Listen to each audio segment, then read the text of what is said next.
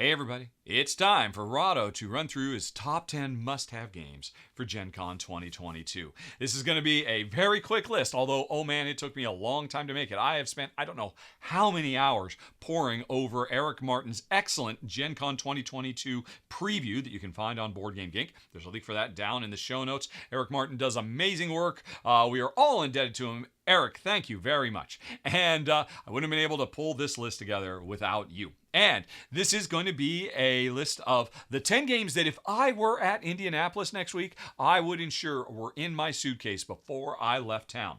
Although, to be fair, some of these games I actually already have. Some of them I've played in prototype form, but I just try to treat the entire preview as if I didn't have any of them and just judge them all individually based on what I know.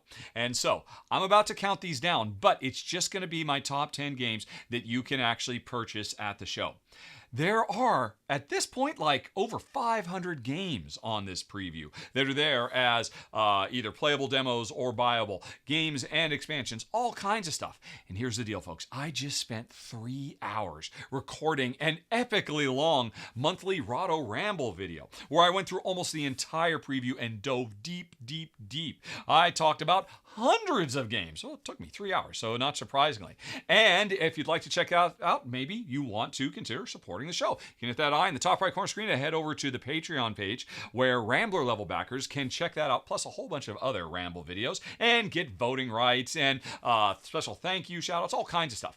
Or if you just want to stay on YouTube, down there below the video is a join button. If you join at the more Rahdo level, every month you'll get a new Ramble and you'll also get an exclusive run through that I record just as an exclusive for folks who actually help me keep Rahdo running. Right. Okay. So advertisement over. Let's just actually talk about my personal top 10 must-have.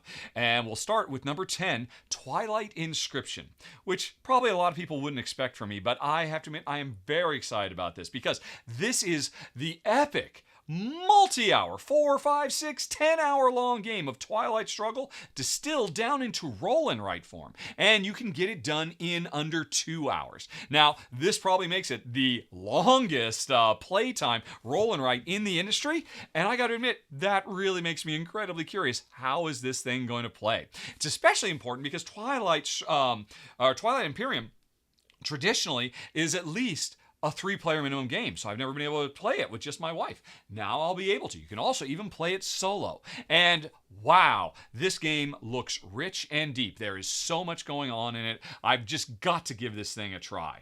Maybe it'll be an epic failure. I mean, 90 minutes to 2 hour long for a roll and write? I don't know. But I mean, I've got to see this for myself. So that's number 10, Twilight Inscription. Then there is number 9, Marvel Remix, and I am very excited about this, folks.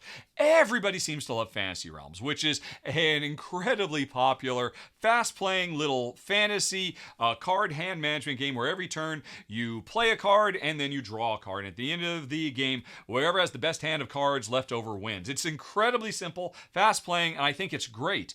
But what could make it better? How about replacing the fantasy setting with Marvel characters? And as I understand it, they've actually changed the gameplay rules a little bit too to make it fit more with Marvel heroes and villains instead of fantasy epic unicorns and dragons and whatnot. So this, I have played, what do you call it, Fantasy Realms. I thought it was absolutely fantastic. So I definitely want to see how it changes and evolves with maybe my favorite franchise of all time, Marvel superheroes. So that's number 9, Marvel Remix. Then there's number 8. Carnegie. And we actually covered this. I have a run through of it on the channel, but unfortunately when it was on Kickstarter, I was too busy to film it, so Shay did an excellent run through and really convinced me that this is a game I must play. Not least of which because it's from one of my top 10 designers of all time, Javier George, and this seems like a very rich and interesting, heavy economic simulation about being an industrialist in the age of Carnegie, focusing on expanding your operations, but also focusing on trying to pass on a lot of your wealth to charitable donations. And the gameplay itself really focuses on the idea of when one player does an action, everybody else gets to follow, but in a new way I haven't seen before. A lot of people who've played this are really loving on it. This might make a lot of people's top 10s of the year, and I just want to see it for myself. So that's number 8, Carnegie. Then there was number 7, Aeon's End Legacy of Gravehold, which, when I covered this when it was on Kickstarter, I likened to, well, again, coming back to Marvel references, it's the Marvel Cinematic Universe Endgame equivalent in Aeon's End form.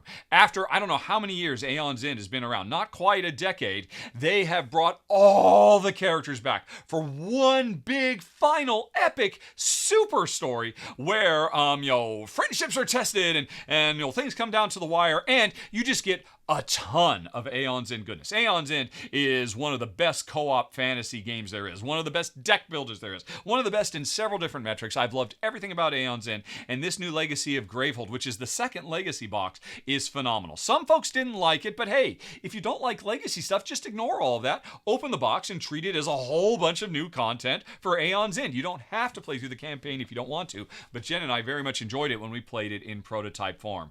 And so, I am the biggest fan of Aeon's End. And, just because this was the end of like one epic chapter of the Aeon's End story doesn't mean we haven't gotten more Aeon's End. There is still more coming. But this is the biggest box of Aeon's End we've ever seen. More content than most other full boxes and expansions combined. It's amazing just what you get in this box. So it's number 7, Aeon's End Legacy of Gravehold. Then there is number 6, the Isle of Cats Explore and Draw. And oh my goodness, at this point, this is my favorite roll and write. And I love roll and writes. I love all kinds of them, and this one just has made it to the top because it has all the wonderful, deep, polyomino tile laying gameplay of Isle of Cats, which is a game I absolutely adore, but simplified and streamlined down into an incredibly elegant, fast-playing, and surprisingly crunchy roll and write. You don't have to take my word for it. You can actually play it with me right now. If you do a Google search, or again, if you just follow the links down in the show notes, you can check out the run-through I did of this with Ruel Gaviola in an RVR episode, and you can print out and a sheet of paper and play along with us and see if you can beat our score and decide for yourself if it's as much fun as I say. I think it is amazing. It's number 6 on the list, the Isle of Cats Explore and Draw. Then there's number 5, Space Station Phoenix. Wow, this game kind of came out of nowhere and I think surprised everybody. At its heart, there are two halves of this game. There's sort of a worker placement portion where you are basically gathering and converting resources to be able to build a space station in orbit around the Earth to make a habitat for alien emissaries who have come to engage in peaceful talks because Earth has gotten its crap together. Hooray! And so we are all competing to make the best space station for the aliens. But the tricky thing is getting all those resources up into orbit is tough. And the best way we can get resources to actually make our space station is to destroy our worker placement cards. If I put a worker here, I can get the resources, or I can use another worker to trash one of my worker placement slots so it can never be used again, so I can get the resources to build a station. That's half of the game. Deciding when are you going to stop using these worker placement spots and rip them apart to be able to build more of the space station. But then the other half of the game is the space station itself. The bigger your space station get, this is an engine that you're building and you can run over and over again. So sooner or later, your space station is big enough and strong enough, you don't need those worker placement spots anymore.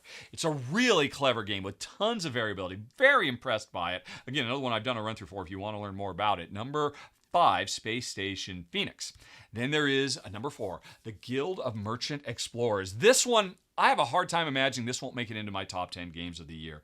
I love it so much. It is a game about slowly exploring, and interestingly, sending your cubes over a map, getting further and further, exploring, trying to found new villages, make trade routes between cities, find buried treasure, all kinds of stuff. But the thing is, every once in a while, there is a contraction where all your explorers have to come back to your capital city. And hopefully before that happens, you've made new outposts so that in the next round, you can expand from your capital city or from those other locations that you have set up for yourself.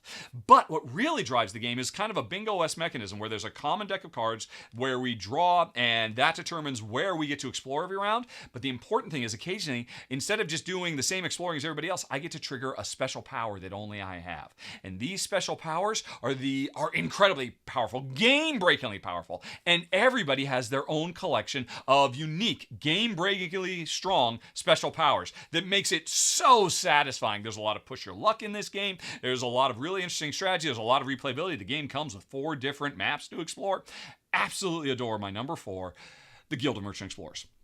Then there is number 3, Ark Nova, which was actually my number 2 highest ranked game of 2021, and now it's finally, it's been available, in fits and spurts, but now people will really be able to get their hands on it at Gen Con, and yeah, it lives up to the hype. It is now in the top 10 games of all time on Board Game Geek, and I think it deserves that space. A wonderful, incredibly rich, crunchy, deep, and long Euro game about building wildlife conservancies and also contributing a lot of your resources to wildlife maintenance efforts out in the world. It has a wonderful story to tell. It's got incredibly rich gameplay, and again, lives up to the hype. I absolutely adore it. My only complaint is it is a little bit on the long side, but while I'm playing, I am so completely wrapped up, I lose all track of time. It's an amazing accomplishment.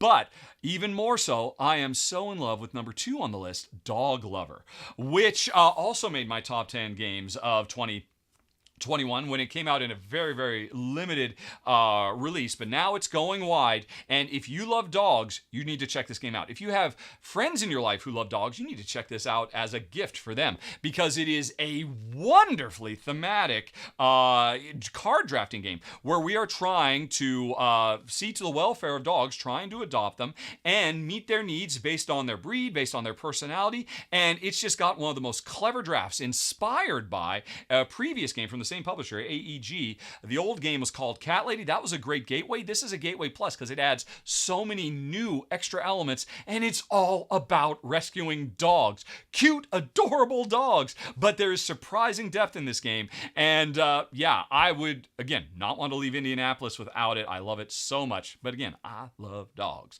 Anyway, folks, one more. The number 1 on my list has got to be Planet Unknown. I covered this when it was on Kickstarter a couple of years ago. It's finally now becoming available at retail, and this is a brilliant polyomino tile layer about colonizing a brave new world, a planet unknown, by drafting tiles, laying them out, snapping them all together, jigsaw puzzle-like. But as you're building your board to explore this new planet, you're also creating the land that you can drive around on, because you got these cute little buggies that drive around. And you're also working on different progress tracks for technology trees and kind of an engine building thing. But what's most important that makes this game so special is the way you draft the tiles every round, because in the center of the table is a literal Lazy Susan. You gotta check out pictures of this game. It looks so cool. And the thing is, when it's your turn, you rotate that Lazy Susan to get the tile you want, and that means everybody else around the table gets a tile too, but it's the tile that you put in front of them when you were spinning the Lazy Susan. It's so much fun. It works on so many levels. It's absolutely phenomenal. It'd be my number 1 must-have of the show, and I've got to get a copy of this myself. I've only played the prototype. This is another strong candidate for best game of 2022, but I need to play the real thing. So, you gonna bring me back a copy, folks? Please let me know. But that's it. No, it's not. That is not it, because after I filmed this and was getting ready to post it, I stopped to think, 7 of the 10 games I just talked about have been available at retail for weeks or even months. And one more of them is actually scheduled to go into retail at the same time as Gen Con. So I really kind of felt like, while I stand by it, those would be my must-haves. I would not leave without them. Really, maybe I should spend a little bit of time talking about the games and focusing on the games that are actually debuting at Gen Con, at least in the North American market. And so, folks, I'm going to do a bonus top 10 countdown. We are going to go at it one more time. Here's my top 10 games debuting at Gen Con, starting with number 10. Akropolis, which I am very, very excited about, because this is a tile laying game where you are spreading your tiles out but also upwards. And to look at it, it really gives me a Tuluva vibe, which is a classic old tile layer, one of the greats, and a phenomenal game that Jen and I love, except it was so cutthroat because players were always trying to cut each other off building a common area. But now with Akropolis, you have that same upward building with triominoes instead of dominoes or polyominoes, triominoes that look really cool. You're building your own, so you're not messing with the other player. And I love Tuluva except for the cutthroat, so I'm hoping this gives me all the Tuluva I want without having to stomp on my opponent. So that's why I'm excited about Akropolis. Then there is Evergreen, and this is a game about trying to create the ideal planet with beautiful green biomes and all of that. And I'm predisposed to love that particular subject matter, but that's not why I'm excited about this game. It's the designer, Yalma Hawk.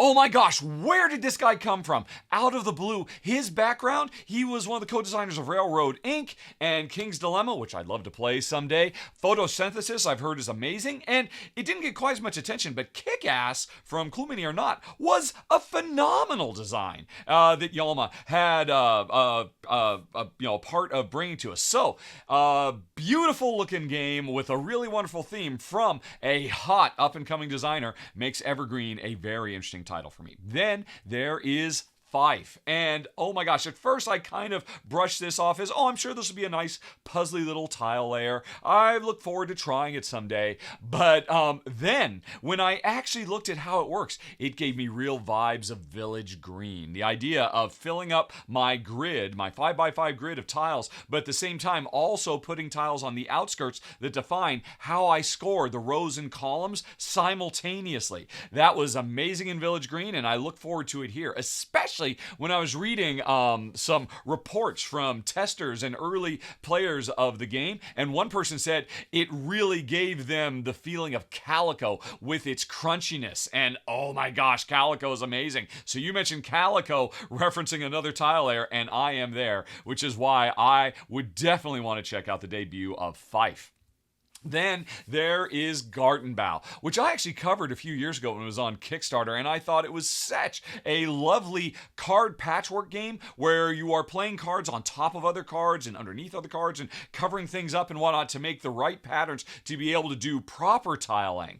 I thought it was a brilliant game. It didn't do very well on its first go-round in crowdfunding, I think in part because I liked the art, but a lot of people didn't. Well, it has now been picked up for a much more beautiful presentation, and people will finally be able to see what I saw a couple of years ago when I first got a chance to play number 7, Gartenbau. Okay, then there is Old London Bridge at number 6, and I covered this when it was on Kickstarter too, so I was super duper impressed by this. There is an incredible amount of tension in this game where we are trying to build Old London Bridge, but more importantly, trying to put businesses on Old London Bridge, and they have to be in ascending order unless you want to waste an entire term basically resetting the strait that you are trying to build. It's got a lot of clever mechanisms in it, with a lot of really great tension woven throughout. And that's no surprise because it's co-designed by one of the OG designers known for quirky offbeat designs, Leo Colavini. This is like a big return to form for Leo, and I was so excited to see that with his co-designer Gabriel Bubos, he really knocked it out of the park. Jen and I were both really surprised by how much we loved Old London Bridge, and so now it's going to be available at Gen Con as a debut. Then there's number 5, Dice Hospital ER, and the ER stands for Emergency Roll. Now, Jen and I really liked Dice Hospital when it came out a long time ago. But then we were super duper impressed when the dice drafting of it was transposed into Dice Theme Park, which by the way is also debuting at the show. Little side extra bonus. Dice Theme Park is amazing. So the publisher Alley Cat Games knew they had something great, and then they made it even better by bringing on new designers, and now they're revisiting Dice Hospital, bringing on a second set of designers, one of my favorite pairs of designers in the industry, Dunstan and Gilbert, to turn the original Dice Hospital into a roll and write. And considering how much the game evolved from Dice Hospital to Dice Theme Park, I am hoping to see a comparable level of evolution, which will probably be necessary to turn a board game into a roll and write. And like I said, I've always been impressed by the fundamental dice drafting that has driven this entire series so far, and I like to see how new designers coming in have found new and interesting ways. It started with Stan Kardonsky and Dice Hospital. Let's see what the Dunstan and Gilbert come up with after Andrews and Adamescu, or Daryl Andrews and Adrian Adamescu did Dice Theme Park. Anyway, so I'm excited. I love roll and writes. I love saving people's lives. So what's not to love about number 5, Dice Hospital Emergency Roll? Then there's number 4. Number 4 is Terracotta Army. Spoiler alert for number 3. And Terracotta Army is phenomenal. I'm really a fan of it. Jen and I have already played an early prototype of it, and this has got to be one of the freshest new takes on worker placement I've seen in quite a while. Although it does it is reminiscent of a game that came out a few years ago called Barbarians. It's this idea of having 3 dials that can be rotated independently that line up so that when you place your worker, you're doing 3 specific actions. But because those dials can be rotated, and often are by the player or the game itself, your worker placement options are very dynamically changing throughout. And you might think, oh, I'm not going to be able to do something good next turn until somebody else changes the wheel, and then you can change it a little bit more, and then suddenly you're going to have the perfect turn. And it's all towards building the Terracotta Army, which has like at any given time 3 or 4 levels of area majority going on that you are trying to resolve with every statue you build. Normally, I'm not that big a fan of area majority, but here it worked pretty well for us. And we were really surprised. You can watch my run through to see a bit more about it. Number 3, debuting at the show, Terracotta Army. Then, that was number 4. Number 3, Catherine, Cities of the Tsarina. I believe I pronounced that right, although I could be wrong. But oh my gosh. At first I wasn't sure to be excited about this. I knew it was going to be interesting because of Capstone. But after I watched Kimberly Tolson's top 10 most anticipated games of Gen Con. Kimberly Tolson is a phenomenal board game media person. She's got a great channel. There's a link for her down in the show notes, or you can hit that eye to go watch her top 10 after you're done with mine. Oh, this is fast becoming a bigger thing than a top 10. She explained very quickly and easily what makes Catherine interesting and unique. And wow! I'm very interested in it now because the notion of it is every turn you draw 2 cards and you're to add to your hand, and you're going to play 2 cards. And one of them goes onto the main row, which is all the different actions you can do. And the other card will go underneath one of the cards you played on a previous turn. And if the card that goes underneath matches the suit of the card above, then you'll get to activate the card above. That sounds really simple, but I can imagine that being incredibly, mind-bogglingly cool with all kinds of tension and tough decisions and compromises to make of, well, okay, I really want to set this up for being able to do it later, but I could use it now to activate this other card that I played 2 turns ago that I've been waiting desperately to play. It sounds super duper cool, which is why I'm so excited about the debut of Catherine, City of Tsarina. Then we move on to one I've already talked about, folks. Twilight Inscription is still debuting at Gen Con. And before I showed you the front of the box, look at the back of the box. Look at all of this stuff. No wonder it's going to take 90 minutes to play this thing as a roll and write. And I'm still mind-boggled and excited about it. And let's see. Oops. I was going to put Marvel Remix on the list, but then I found out that Marvel Remix is going to retail right around the same time as Gen Con, so I forgot to remove it from the list, but just a reminder, I'm excited about it too, but even more excited about Planet Unknown, which has gone out to backers, and some folks have been able to get early copies of it, but Gen Con is where it's really going to be available wide for the first time, and then it won't be available at retail for a while. I've already talked about why. I cannot stress how good this game is, how much I want it. This, more than anything else, is the reason I am very, very sad I am not going to Gen Con this year, because there is no way I would not knock all of you out of the way to get myself a copy. I think they've got the deluxe edition there as well. I'm not quite sure about that, but regardless, deluxe, regular, I've got to have some Planet Unknown in my life.